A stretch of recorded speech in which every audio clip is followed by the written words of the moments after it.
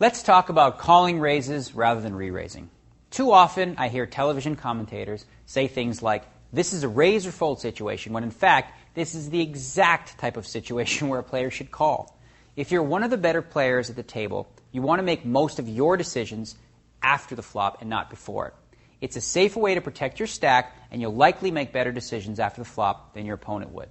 In fact, I seldom re-raise before the flop, despite my hand. By doing that, I'm able to disguise the strength of my hand pre-flop, and I'm also able to trap unsuspecting opponents who deem my smooth call as a sign of weakness. I've busted lots of players by not re-raising before the flop with pocket aces.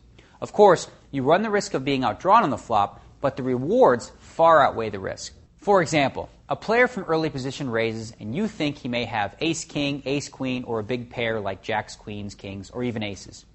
You look down at a pair of pocket sevens. As I said earlier, I've heard many commentators say this is a raise or fold situation.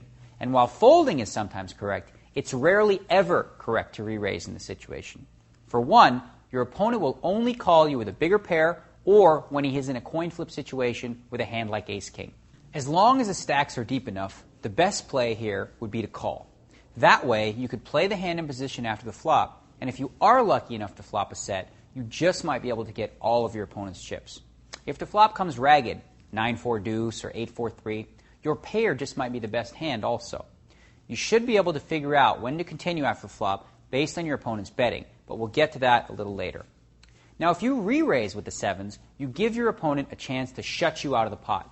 With a good bust-em hand like pocket sevens, your goal is to get to the flop as cheaply as possible. If you re-raise before the flop, your opponent may come back over the top of you, forcing you to lay down the hand. That's an extremely bad result, since you may have either A, missed your chance to bust your opponent if he had aces, or B, you might allow the player to semi-bluff you off the hand if in fact he had ace-king. I can remember in my own journey through learning how to play this game how much it would annoy me when the guy on my left would smooth call all my raises. If he re-raised me, that would make for an easy decision. However, if you had to describe the one type of player that you'd least like to face at a no-limit hold'em table, it's the player that just keeps calling your pre-flop raises in position. So I decided, why don't I become that guy? That's where this pesky little strategy was born. Most players show their biggest weaknesses with their post-flop play. Lots of people have read books and have studied how to play the various pre-flop scenarios, but there are so many variables to playing after the flop that it's a much more difficult task to master. So, if you are playing against players whose strengths are pre-flop rather than post-flop, it would only make sense to see more flops with them by simply smooth calling rather than re-raising. This is especially important against players who overplay their hands pre-flop. For example, if you're up against a player who likes to re-raise with hands like pocket nines, ace-king, ace-queen, you should avoid re-raising them before the flop with anything but the best of hands. Even with hands like jacks, queens, or ace-king, it's often better to see a flop first rather than re-raising before the flop against such players.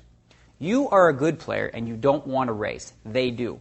By re-raising with marginal hands before the flop, you'll be playing into their hands by neutralizing your post-flop skills.